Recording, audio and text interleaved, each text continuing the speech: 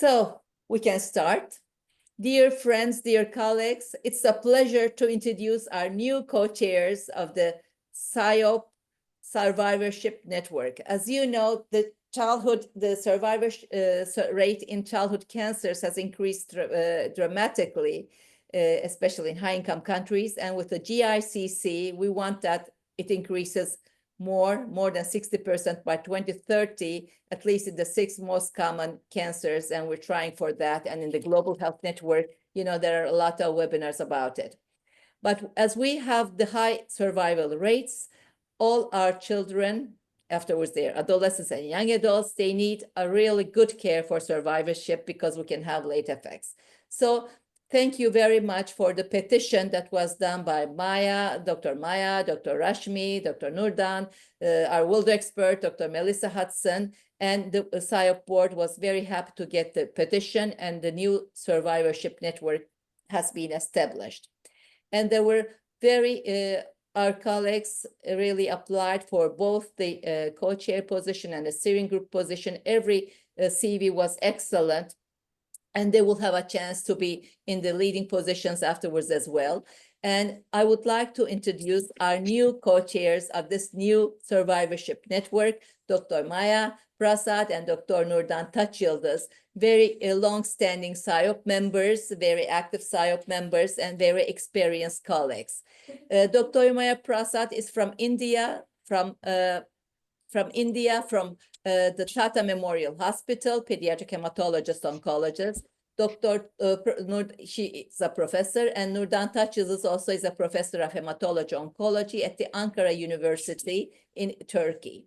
And also she's the past president of the Turkish Pediatric Oncology Group. And within the Turkish Pediatric Oncology Group, she has established the guidelines for Turkey, for the Turkish Pediatric Oncology Group for survivorship. And she has trained with the world expert of Melissa Hudson in St. Jude for survivorship for some time. And I think she will tell about it. Although Melissa, Nurdan and Maya will introduce you, but I want to say both Melissa and Monica, welcome. We are so happy, so pleased and honored to have you here in our first webinar. And now I leave the words to our new co-chairs, and also afterwards we will listen to the webinar. Thank you so much. Thank you for all of you who have participated in this very important webinar. Thank you very much, Dr. Regine, and thank you firstly for introducing this new network, and thank you very much for your constant support in the past few months. And I would like to start.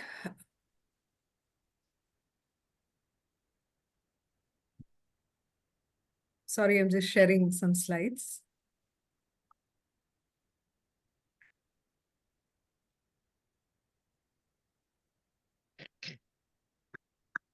So, as Dr. Regine mentioned, this is a new network, and the SIOP Survivorship Network, it aims to kind of encompass all aspects of survivorship care with a particular focus on education, mentorship, and collaborations.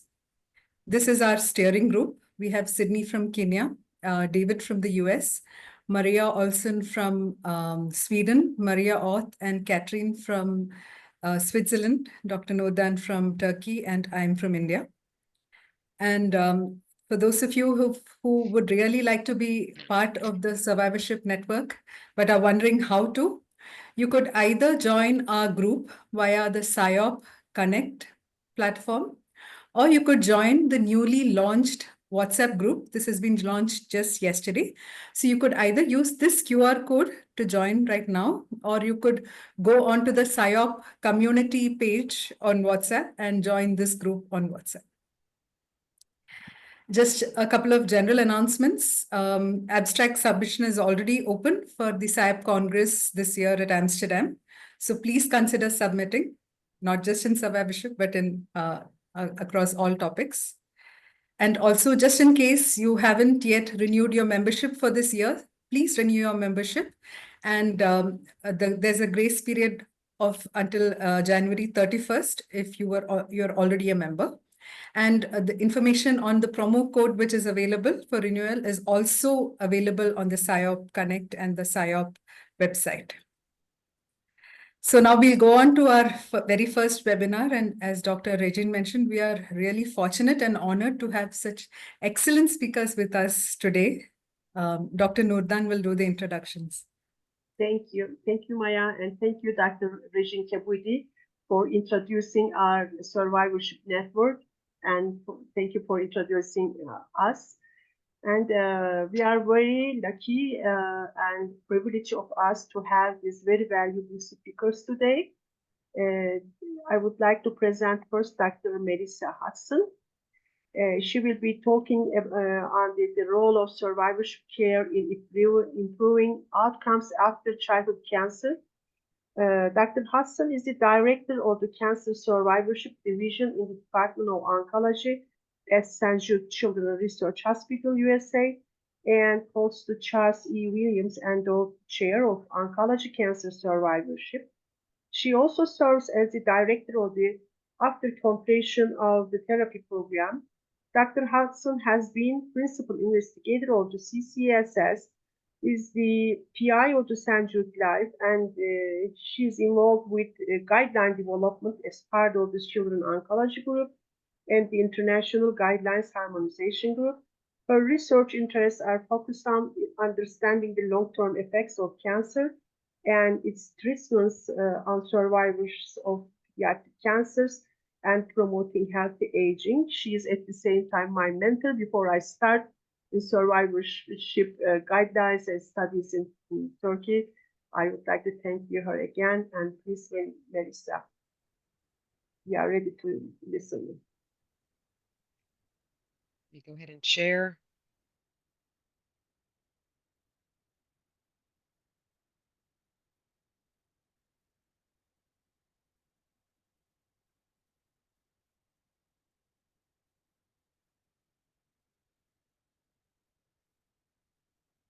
Are you seeing the correct screen?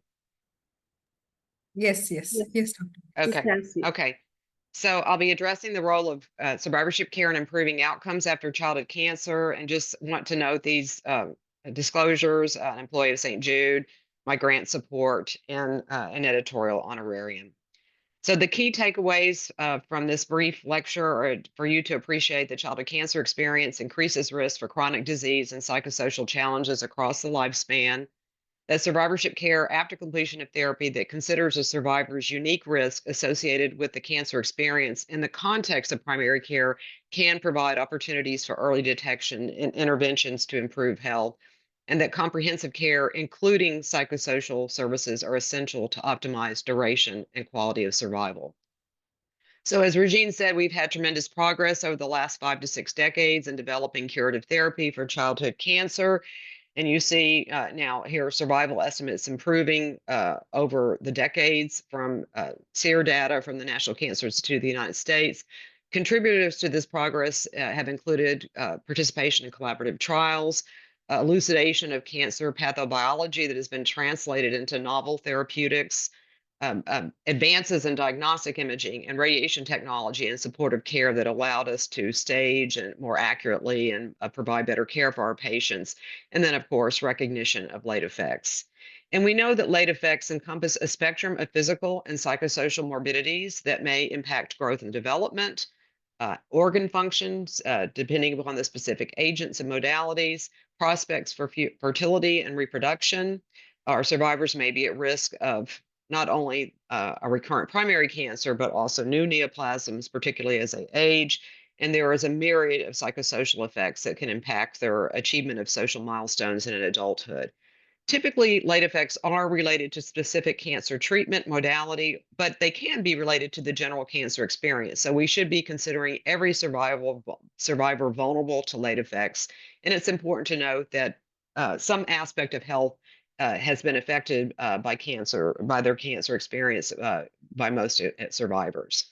Now, these late effects then contribute to survivors having a high risk of multimorbidity and a high burden of chronic health conditions.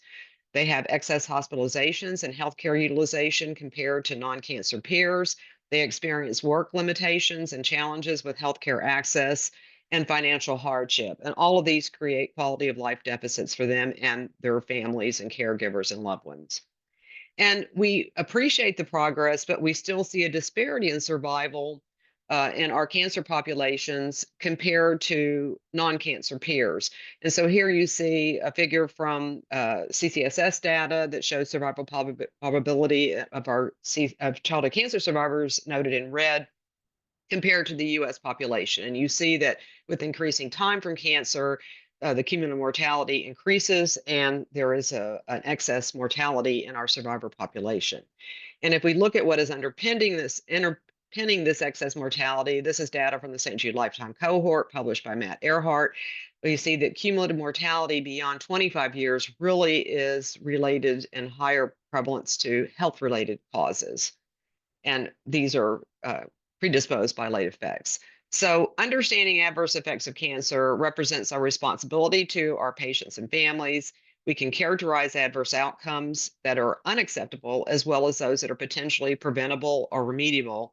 And this information is essential to optimize duration and quality of survival. So we're always seeking in our interventions to balance the cost of cure, and we have to think beyond 5-year survival to really do this effectively.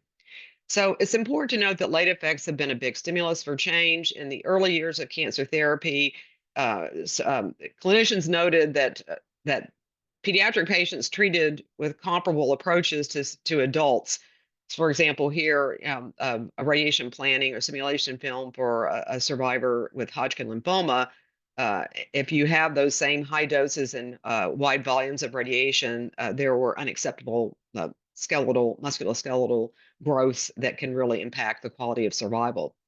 But then as our survivors age, we began to note the impact on other organ functions such as cardiovascular disease, as well as the risk of second cancers.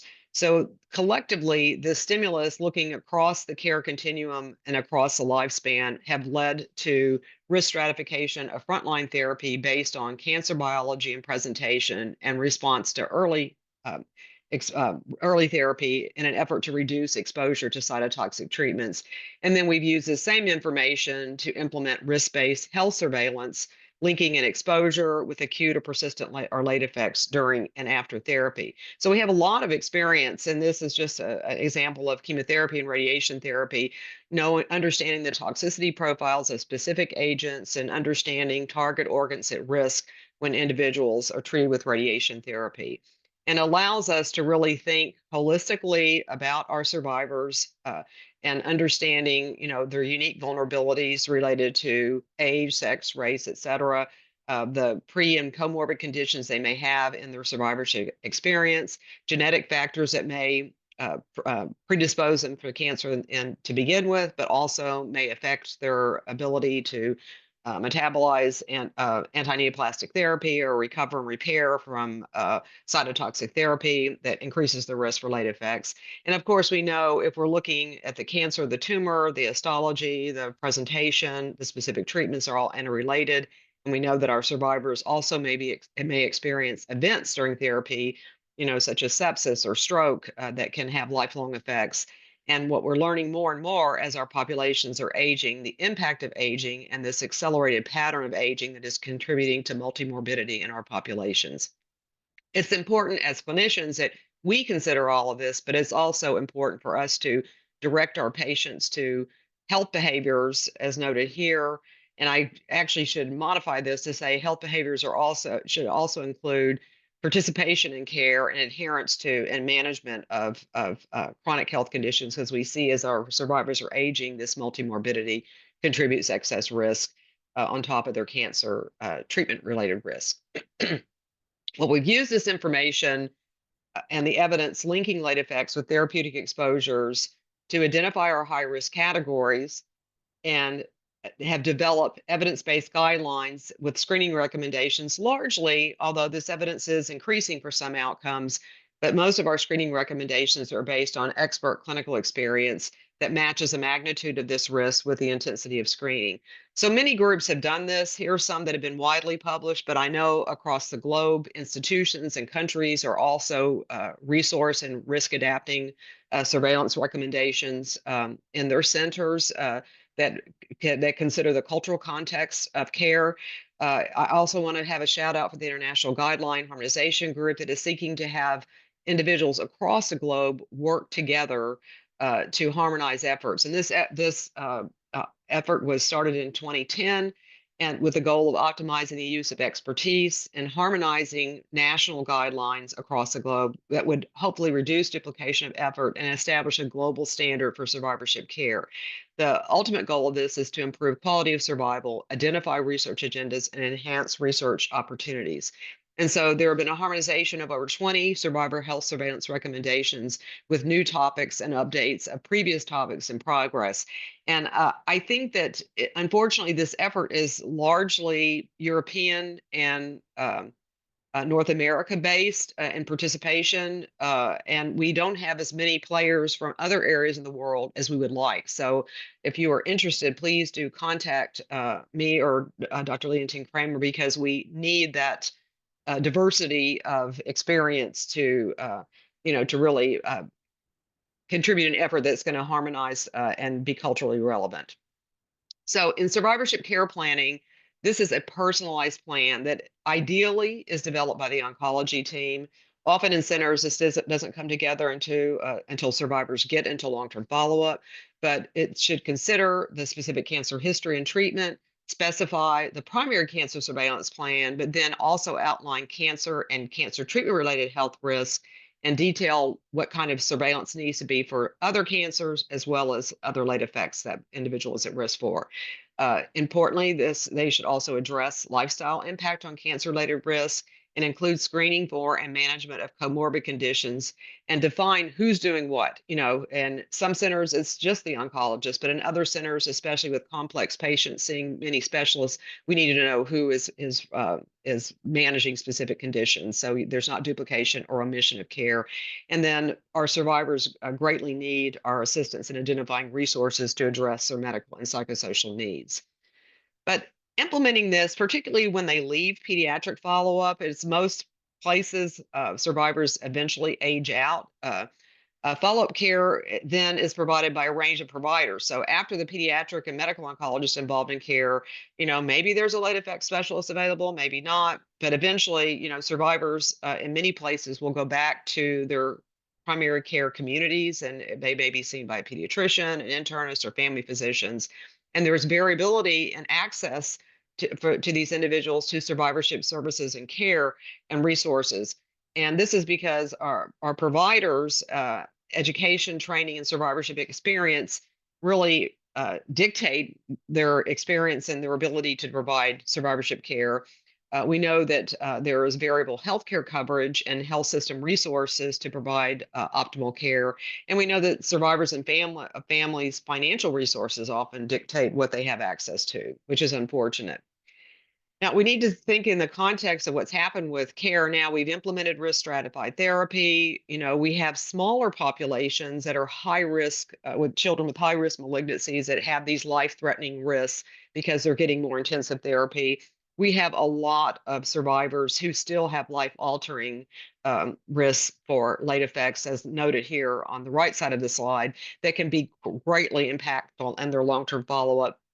And I think what's even of more concern is that we're seeing survivors that have perhaps undiagnosed or evolving or emerging chronic health conditions, such as metabolic syndrome or underlying immunodeficiency or endocrinopathies or subclinical organ dysfunction. And if we don't address those and get them on the path for health early, we know that the risk for morbidity and early mortality is greater. And I want to show some results of another study by Matt Earhart. This is using St. Jude Life data.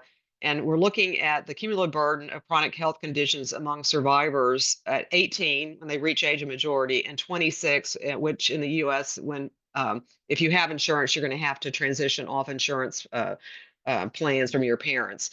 And so you can see that these survivors have a substantial burden of morbidity. And the figure shows cumulative burden. And if you look across the horizontal axis, you'll see cumulative burden of the individual conditions that are color-coded by system for different diagnostic types and compared to controls. And so some survivors are leaving our care with a lot of problems. At 18-year-old, the average number of disabling conditions, 22. At 26, the average number of is 40 in this population. So we need to be communicating with the individuals that are accepting care or sharing care with us to address and optimize health in these long-term survivors.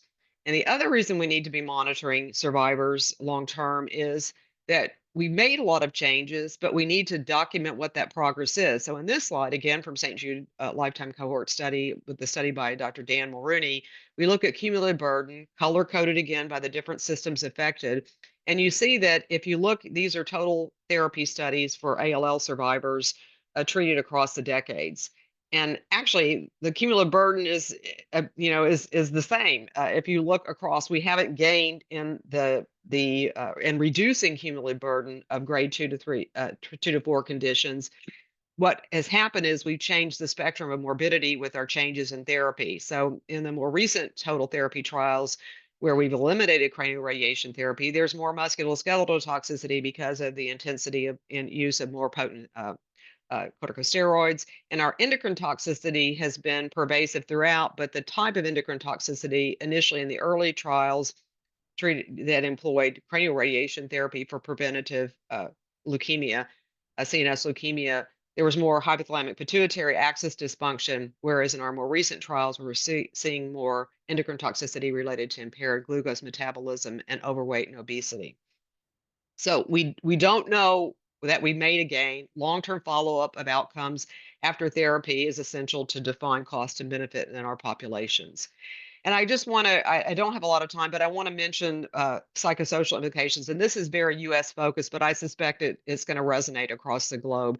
And in this study, another St. Jude Lifetime Cohort study, Dr. Ai-Chan Wang looked at financial hardship among our St. Jude Life participants. They were a mean age of 32 years, 24 years from diagnosis, and looked at their financial situation, healthcare affordability, accessibility, access to life insurance, retirement planning, physical and emotional systems, and health-related quality of life.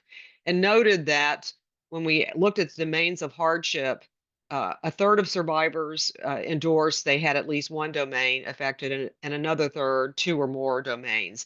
And so these domains relate to the impact of cancer on the financial situation, as noted here, almost a quarter. Concern about ability to pay healthcare and medical expenses, 50% of those, and inability to go see a doctor because of finances. So this is in a high-income country, so it's still a challenge. And what was equally concerning is that this type of hardship was associated with the risk of somatization, anxiety and depression, and suicidal ideation, all consistently, whether it was material, psychological, or behavioral hardship. And so it's really important for us to consider survivors' financial situation, assess financial hardship and their access to resources, if they're reporting emotional distress, and if the survivors endorse financial concerns, address their emotional status as well, and facilitate those referrals. And I suspect that around the globe, folks have the same challenges that we have in high-income countries. Access to these types of behavioral services and psychosocial services are often limited, and we spend a lot of time with case management and navigation to help our survivors find resources in their community. So addressing financial hardship and its psychosocial impact during survivorship care is essential to optimize quality of survival. So I just want to give us a summation of what is important in psychosocial support, provide information about national and local programs, services, and resources to address survivorship challenges, educate about benefits for which they may qualify. It's going to vary globally, but there may be disability services or work accommodations, et cetera. Provide school support and educational services so we can optimize, their ability to achieve these social milestones in adulthood. Refer for career counseling and or educational support. Direct to legal resources and advocates if they need assistance in obtaining insurance, if that helps within your countries, and then connect to resources for financial support. Now, navigating survivorship care in our global communities is not, one size fits all. And so we really have to consider the unique features and what is going to be feasible. We're going to have to be flexible in approaches. We have to determine what is affordable to families, what can be practically and feasibly implemented. Sometimes we have to be creative and working with providers that one might not think, that they would be handling or managing a very high-risk survivors, but that's all available, all that is available to that survivor. And partnership, and developing those relationships can go a long way and having that survivor access the care they need. And importantly, survivors really need, and their families need to value the services that you're providing, or they're not going to show up and participate in long-term follow-up. So I'm going to stop now and let Monica take it away, but just remember the key takeaways. Childhood cancer experience increases risk for chronic disease and psychosocial challenges across the lifespan. We need to have survivorship care that's really looking at these unique features of survivors' cancer experience in the context of primary care. And comprehensive care, especially psychosocial services, are going to be essential to optimize duration and quality of survival. So I thank you for your attention, and I'm going to stop sharing.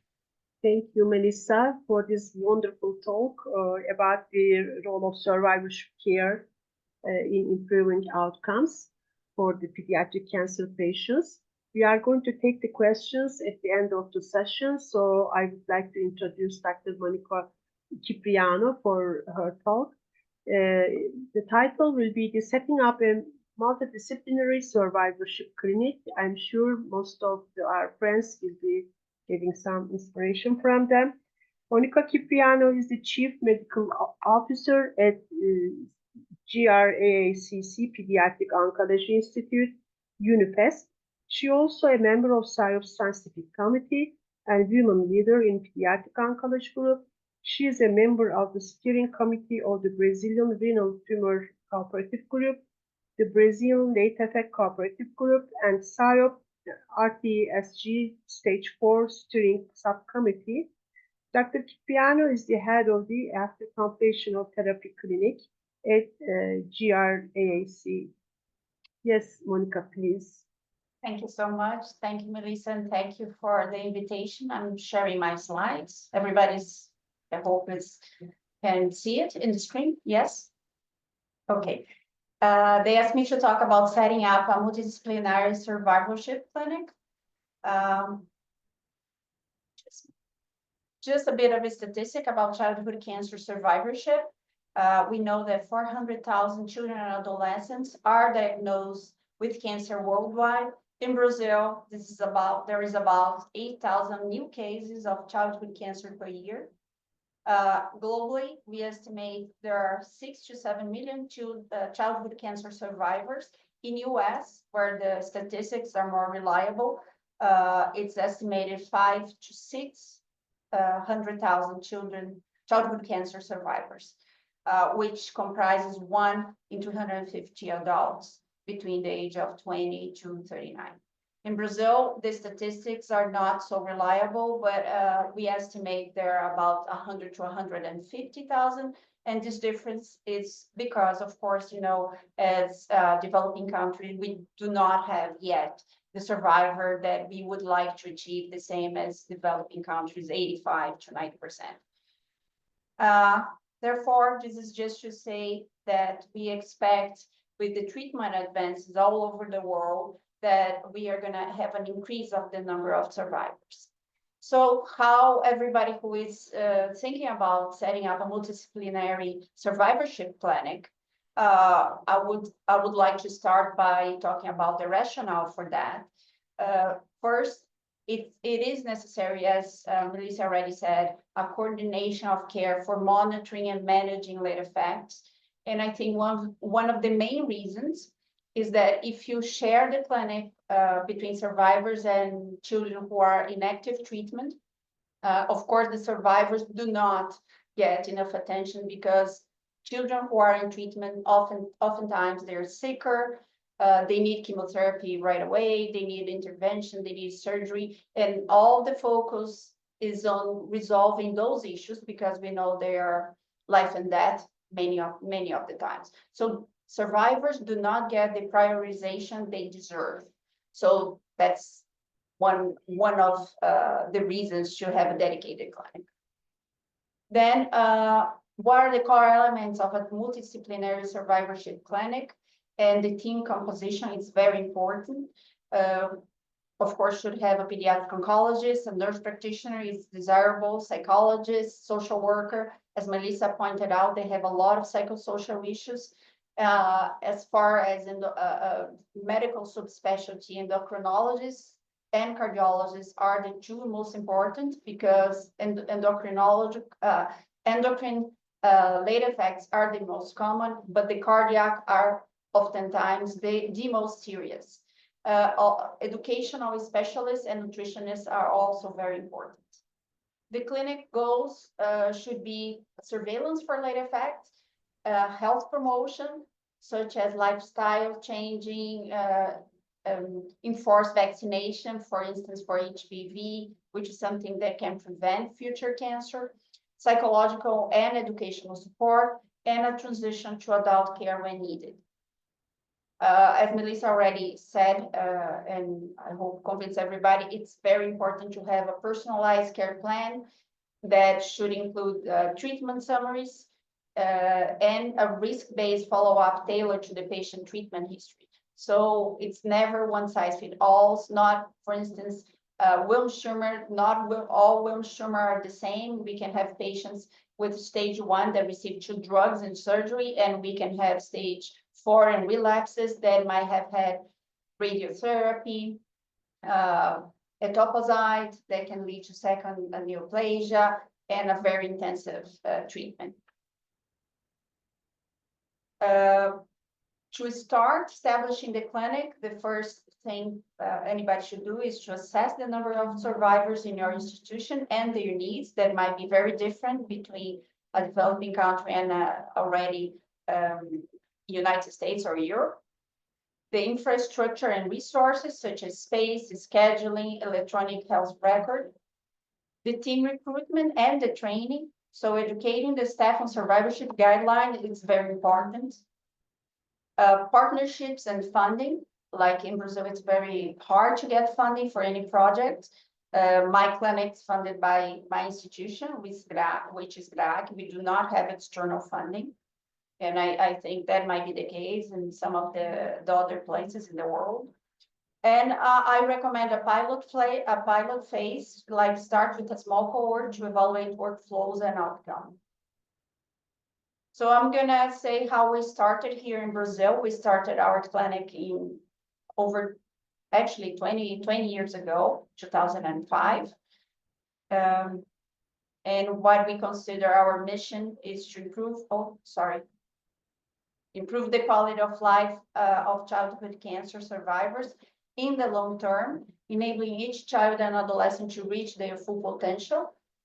Our strategy is, of course, identifying the sequelae of each type of cancer and the respective treatment, improving the physical and also emotional health of the survivor, and learn from the current survivors how to improve the health of the future survivors. For instance, right in the beginning of our institution, we did all the lumbar punctures and the intrathecal chemotherapy with the patient awake. And that is one of the main traumas and bad memories that the patients of that time had. And for many years now, for probably 20 years, we do all the procedures under sedation. So that's an example of improving the quality of life of the current survivors. Also, we focus a lot on the return to school and the social life of our patients. What we do, we have a multidisciplinary clinical care, and I'm going to show how we work. We do a lot of patient and family education. We do specialized training for healthcare professionals, and not as much clinical research as I would like because of time constraints and because our team do a lot of other activities besides after completion of therapy. As I said, our activity began on June 9, 2005. This is the picture of our first meeting. We used to have in the beginning 2 days. On Tuesdays, we had administrative meetings, discussion of articles and presentation of projects. And on Thursday, patient care and case discussion. We had to shrink down to just 1 day where we try to do everything, which is on Thursdays. And that's it started after the pandemic because of many issues that arose at that time. This is our team. We call this the core team because everybody see the patient, everybody in this team see the patients on the same day, on the same clinic. So we have nursing, physical therapy, phonoaudiology, physician, nutrition. We have a teacher from school, and this is very important because they can study here. They have individual classes. So when they go back to the normal regular school, they are completely caught up with the subjects. They can do the tests and everything, and they usually do very well. We have psychology and social service. And everybody except the social service and teacher, everybody works with residents. So we do a lot of teaching for the future professionals. We also have what we call a satellite team. There are clinics that don't see the patient on the same day, but see the patients here at the hospital, but different dates. And we have also a partnership with the university for the clinics that we do not have here. So the way we work, the patient arrived in the clinic on a Thursday around noon. The nurse is the first professional who talks to the patient. She presents the outpatient clinic. She does a pre-consultation. She do vital signs and all the educations, and then the patient rotates through everybody else in the team. So we see all the patients on the same day. The patients receive whatever they need as far as order. If we need to do blood tests, images, whatever, they receive that from everybody in the team, and then the team reunites to discuss every single case. If it's necessary, we send you the satellite team, and many of the patients do not live in São Paulo anymore. They live far away. We can also do external referrals. They return with exams in 1 year. They go through the same process all over again. But of course, if they do have an issue and they live in São Paulo, let's say they have a cardiac problem, they have a psychological problem, they need physical therapy, they can come back, but they do not go through all the professionals, just the one that's necessary. And they return in 1 year, as I said. This is the folder we give every patient for the first time, and sometimes we have to give it again because they forget and they have questions. We explain about late effects. Of course, it's in Portuguese. We explain about late effects, why they occur. It's a very, very easy language. They usually understand with no problems. What they can do to prevent or treat late effects in case they develop, and why they have to go through all the professionals, because many times they don't understand they have to go through 8 different people to be able to go back home. So we explain why it's important. This is our results. We start, as I said, in June 2005. I'm sorry, I updated the data, but didn't update this slide. This is up to December. So all the numbers I'm showing is up to the end of December. We had 2,083 visits in 743 different patients who came for at least the first consultation. 1,279 returns. The age variation from 4 to 44 years of age. The median is 16. Had half male, half female. This is the distribution by age. As you can see, our main populations between 10 and 19.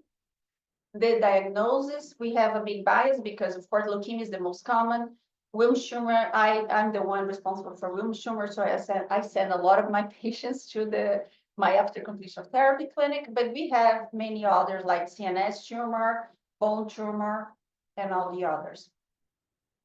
These are the conditions we detect. Not necessarily they are late effects. For instance, obesity and overweight may be found in patients who have no medical reason to be obese other than bad habits, but we have over 30% of obesity and overweight.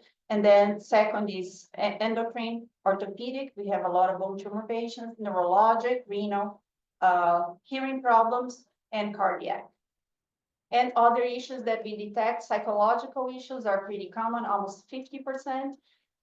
Physical are the ones that I already said. It's something we detect in the medical exam or on the tests we order. Audio and speech, nutrition, school, physical therapy, and social problems. So just an example of the educational part, which I think it's important to mention. This is our nurse. She does a lot of the health education. And when I went to the CCSS meeting in 2015, I took her poster. And what she did, she had the first consultation with the patients where she asked, what do you know about primary prevention and how to avoid secondary cancers? And this is the result. 72 on 73% had no knowledge at all about STDs and primary prevention. For instance, the use of sunscreen to prevent skin cancer, HPV vaccination, self-palpation of the breasts. They had no idea about that. And the most important thing, 51% of the ones that the patients who had total lack of knowledge are between 10 and 20 years of age, which is the age range when they are most vulnerable, especially to STD and bad habits such as smoking.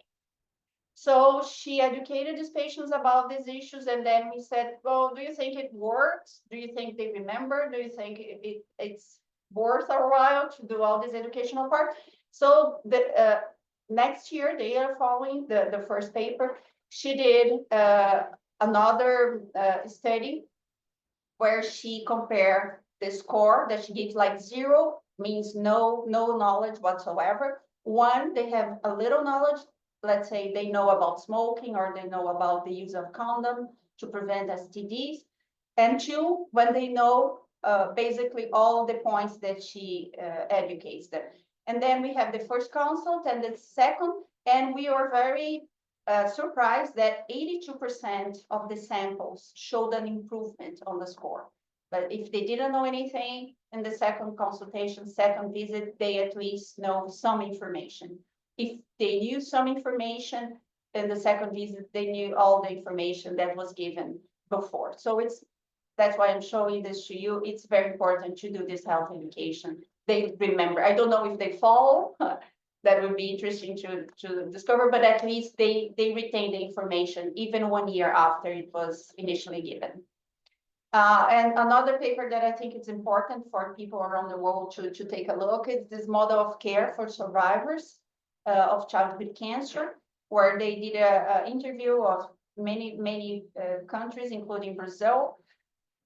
We wrote this small paragraph about Brazil, and the main thing in Brazil, and it probably is true for most of the South American countries, that we have a lot of heterogeneity.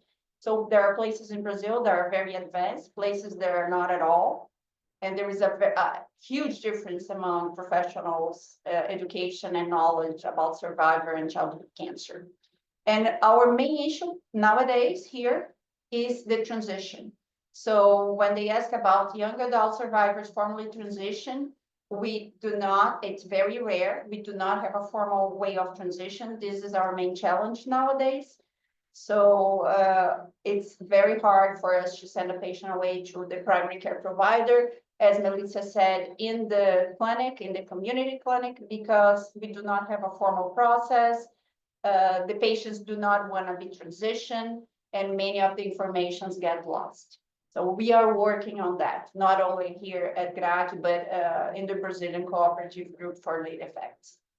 So in conclusion, of course, the advances in treatment of childhood cancer have resulted in an increase in survival. Everybody knows that.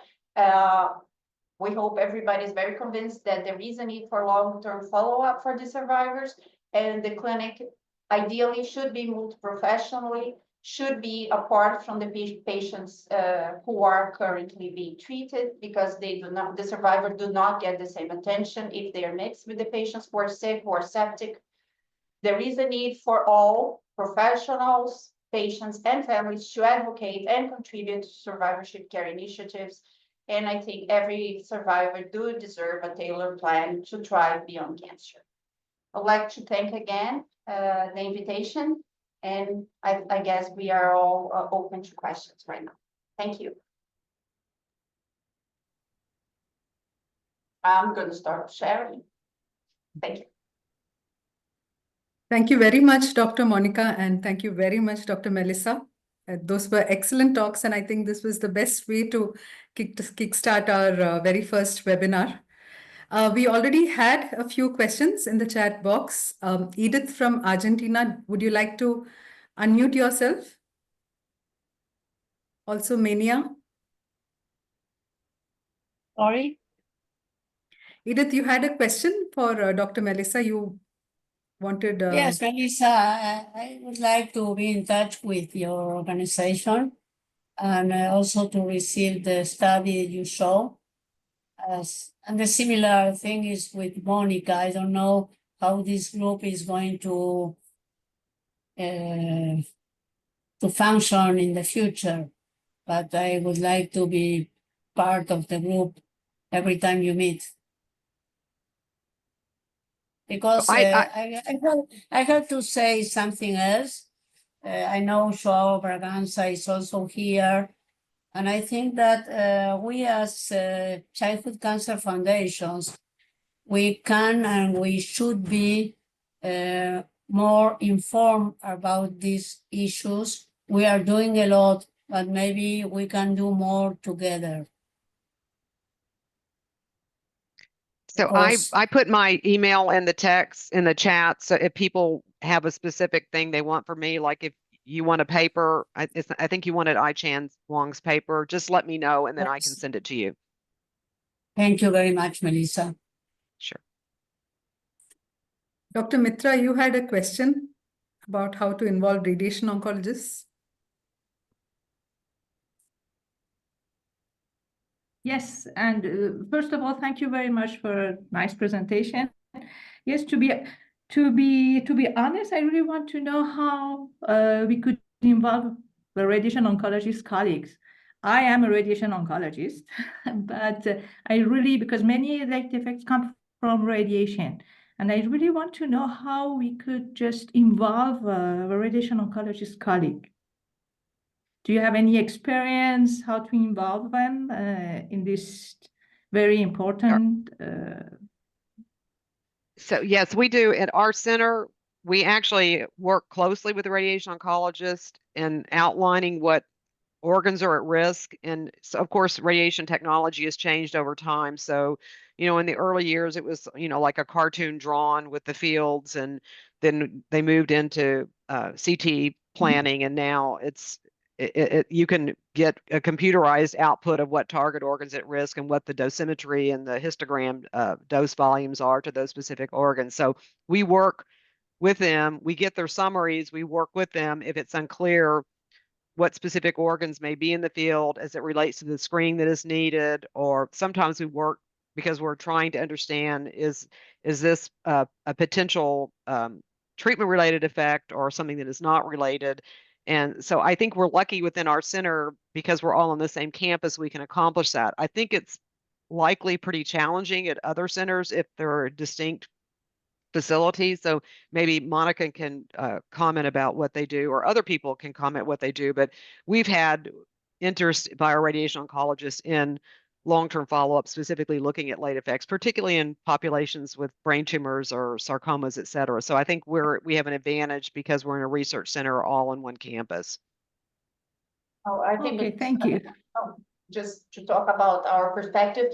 In the past, it was very hard because we did not have radiation oncology in our campus. Since 2013, we do have, so it's much easier. We get the fields, we get the dose, we get everything. Before, we just got a paper saying radiation started on date so and so, and the field is so and just the dose. And so that's all the information we got, because we had to outsource to different places, not even one single place, but like different centers.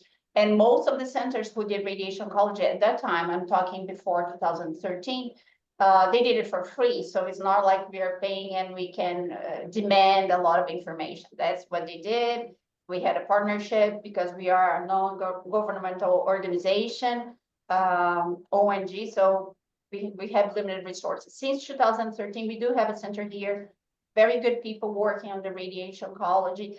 And for the current patients, we always discuss, like as I said, I'm a Wilms tumor person, so every time I have a bilateral Wilms that need radiation, I go down, I discuss with them the fields, we try to do all the modulated radiation, so on and so forth. What they are not involved is in research of late effects, and that's something I would like very much for them to get involved in.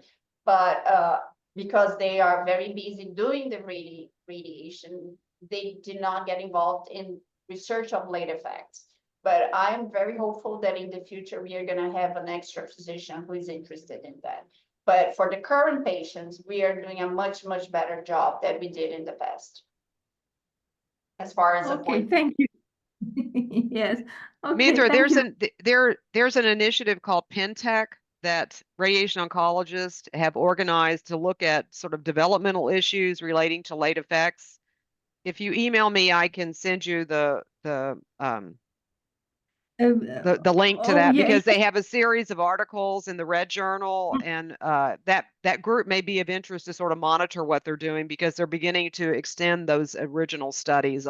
A lot of the studies were limited by lack of data, but they were specifically trying to address what's happening as children grow and develop with radiation toxicities. Oh, good. So Matt put okay. Pentec in look, it's in the chat. Matt put the Pentec home board. That's good for you to look at. Okay, thank you. Thank you. I think while we're waiting for the next set of questions, Dr. Melissa and Dr. Monica, how long do childhood cancer survivors need to be followed up? Well, I think for life, and that's the main challenge we face right now. I think they have to be transitioned to their primary care provider in the community, and that's, as I said, the main challenge we have, because we have nobody to send these patients to. The people, like the way the Brazilian healthcare system is organized, is that they go to a private, a little bit similar to England. So they go to a community place where they are seen for very common healthcare issues like hypertension, diabetes, gynecology. But this person who is seeing this physician is not a pediatrician, is not an oncologist, just a general care physician. He or she does not have the knowledge about late effects or even oncology. So what the Brazilian Cooperative Group is doing right now is creating a passport for cure. I don't know, the name in Portuguese is Caderneta do Sobrevivente, which is like a card for the survivor. And this should contain all the treatment, all the plan, and all the follow-up that's needed. But we need to put this in a universal database. So if the patient loses whatever form you give them in paper, the physician can go and check this in a universal, in a governmental universal database that's accessible through the patient ID, because every patient in Brazil, they have a health ID. But so this is a plan. It's already been presented in Brasilia, which is the capital of Brazil. But I know it's very far from happening, because we need funding, we need the system to work, and so on and so forth. But that's the plan. And Melissa can talk about the experience in the US, which is very different. Well, the experience in the US is all over the place. So like at a center at St. Jude, we've been giving care plans essentially since the mid-90s or so, and trying to disseminate this information to primary care providers. And we've been doing it through the patients, because the provider network changes, and some individuals have a provider, they change their provider, they lose insurance. So not having a national health insurance system coverage for everyone, I think, complicates it. But I know that even in talking to colleagues in the EU and UK, they still have these same challenges, even with a strong primary care or GP network. And so some of, giving documents to survivors and hoping that that information is appreciated and understood by the clinicians in their community is a big challenge. And I think some of our efforts in survivorship research now are trying to understand the perspective of those clinicians in the community and what we can do to help them take care of survivors at point of care. So in these next years, you're going to be hearing about how can we resource adapt? Can we have systems and leverage platforms, electronic platforms, our smartphones, et cetera, to quickly provide this information, especially considering, we have some groups of survivors that are just super high risk, like transplant recipients, et cetera. Maybe they need to have more focused care in a cancer center, but we have huge populations growing that have had more limited therapy, and they seem to be okay, but they have emerging comorbidities. And so this is a group that we can work with our primary care providers, because that is what they do. They pay attention to blood pressure, diabetes, and look at the global health picture. So I think we're going to need to do some work in this area to make a difference. It's very challenging. Thank you. Thanks a lot.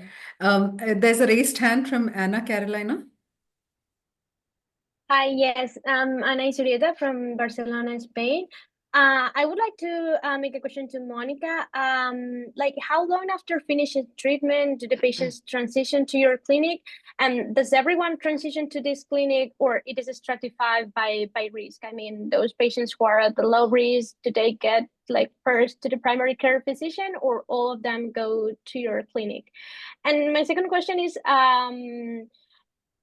have you tried any initiatives of educating primary care providers? Because we have like a big challenge in that, like not many primary care providers feel comfortable on taking this type of patients. And I don't know if you have had experience in that.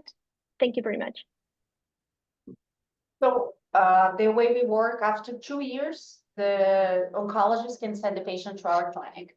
When I started the clinic, we already had a couple of, after completion of therapy clinic, for instance, we had leukemia after completion of therapy clinic, which was transitioned to me. So I send the patients to my, if the patient is off therapy for a month or 2 or 3, I see them in a separate clinic. When they get 2 years of therapy, I send to if they are old enough also, because we don't want to get patients who are too little and they cannot talk about the health issues, and it's more productive if the patient's at least 6 or 7 or 8 years of age, so we can talk about all the educational part. But I do run another different clinic that's just for leukemia. And when they get to be 10, 12, 11, I send to this multi-professional clinic. There is another clinic that's run by Dr. Flavio Luisi, who takes care of the lymphomas, and he mostly sees the lymphomas who are off therapy. Occasionally, he sends me some of his patients, and that's why lymphoma, that has a very high cure rate. I do not have a significant amount of those patients.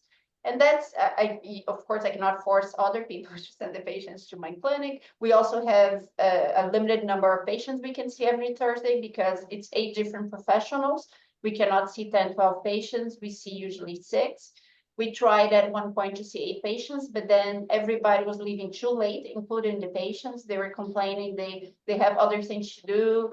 Traffic, São Paulo is a very busy city, so they wanted to leave the clinic fast, and we are not able to see everybody in a decent way. We wanted to give them attention. So currently we see at most 6 patients.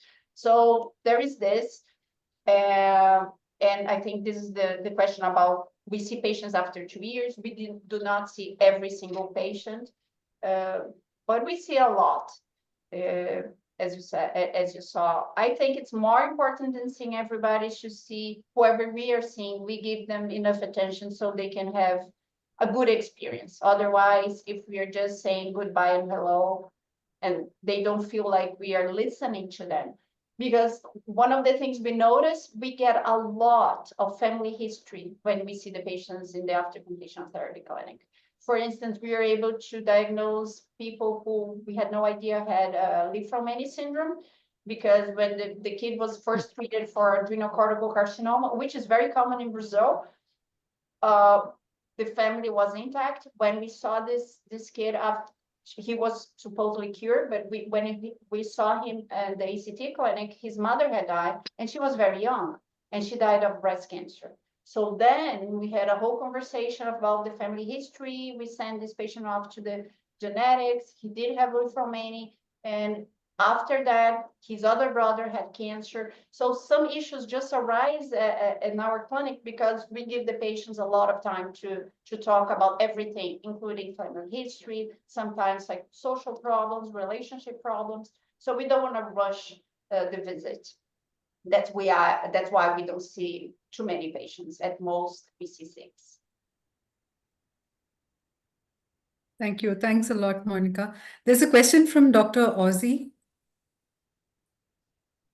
I saw this question. I think one thing that's challenging globally, folks are talking about how can I set up a clinic and there's limited resources provided by their institution or their healthcare system to survivorship care. And so this sort of addresses some of what Monica said too, that you also have providers in your active oncology sections that want to keep their patients. So one way to provide survivorship care, people are outlining like care plans per disease types that can be shared and with the treating oncologist and implemented into their ongoing care. If you can't have a separate venue or facility or even resources, working globally with groups to develop some standardized resource adapted care plans that give you risk-based recommendations, and then you could determine what types, how could you implement this within your center? It may be a strategy to overcome limited resource. And I think that, again, you're going to be hearing more about this because that's there's efforts within IGHG, PSYOP, St. Jude Global to begin to work together as a global community to help improve survivorship care access. Thanks, Dr. Melissa. And you've been actually doing a lot of it yourself as well in several countries across the world, I'm sure. Are there any more questions? I know we are out of time, but we have a few participants here from CCI. Dr. Melissa and Dr. Monica, what would you be your, just one-line message to survivors who are on this call today? My message would be, work with your treating oncologist, and if there's a survivorship team, but if not, just a treating oncologist to understand potential health risk and what you can do to stay healthy and what type of screening is important. I think the health behavior is probably more important than the actual screening test in most cases. So understand your current health situation and be an active participant in a healthy path after your cancer experience. Yeah, I couldn't agree more with Melissa. See, we work a lot on the health behavior because I always say to the people in the clinic and residents, that's the only thing we can change. We cannot change the past. What happened. We can monitor the future and change, make them have a healthier diet, a healthier lifestyle, avoid smoking, avoid whatever bad habit they could have. Increase the quality of the food they take. We have a lot of patients who have junk food and fast food all the time. That's why nutrition, I think, is very important. And do the vaccinations they can do to prevent secondary cancer. HPV is a good example. We have others. And just be optimistic. I think most of them have a very good quality of life, but they have to take care of their health, as we all. Thank you very much. I think we're out of time, but I think we'll just take this very last question from Syed. And Maya, before we finish, if we can, Maya and Nurdan, thank you so much. Maybe everyone can take their cameras, put their cameras on, and we can have a family photo of PSYOP CCR together with the survivorship network. Because we had more than 60 participants there, because out of time we're 47 now, but I think that would be a nice, good memory. And also we want to thank the PSYOP Secretariat, Tessie and Nelly and Suzanne, who helped us a lot with the new network. Sorry for interrupting. Yes, I can take some photos. You can. So dear friends, if you can turn on your cameras. We're an excellent community. Great, thank you. So I can do like 3, 2, 1, and they will take some shots, okay? So 3, 2, 1, and here we go.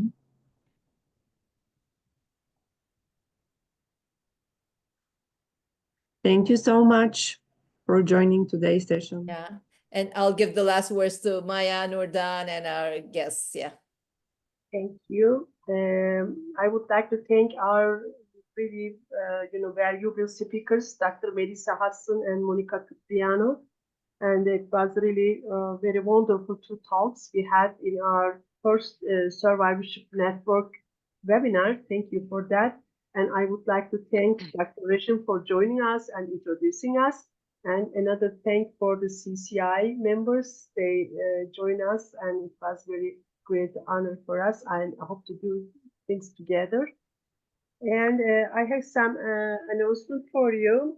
Our next webinar will be in April, and we will be announcing it the exact date when we know it decided. And if you are interested in Survivorship Network, please join us through SIOP Connect or just newly established WhatsApp group. Then we can be in direct contact with you. Thank you again for all attendees and our speakers, and see you at our next webinar at April. Bye-bye. Bye-bye. Bye. Bye. Thank you so much. Bye-bye, everyone.